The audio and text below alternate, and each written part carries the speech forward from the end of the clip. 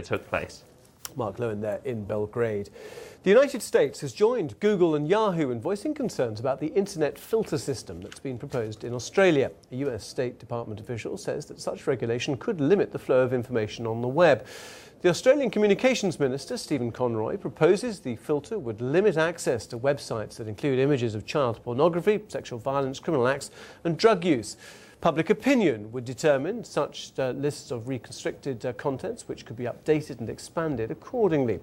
The proposed legislation is to be debated in the Australian Parliament later this year, and if passed in law, that could make Australia one of the toughest internet regulators among democratic countries. Well, let's get more on this with Dan Raywood, SC Magazine Online news editor. Dan, thanks very much for coming in. Thank you.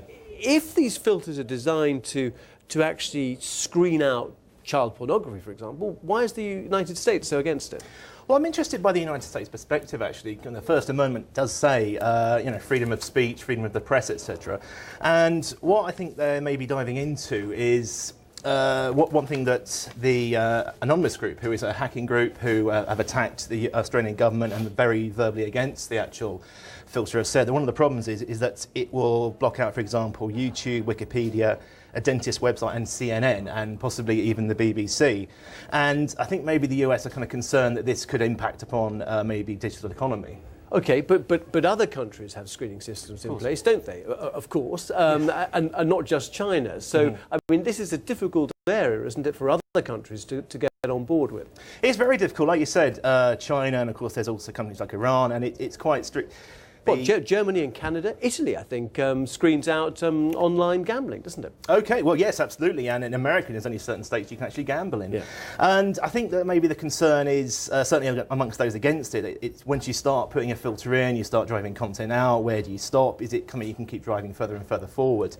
I'm surprised by the US actually diving in. I mean, Hillary Clinton made a comment in the start of the year where she apparently slammed web censorship.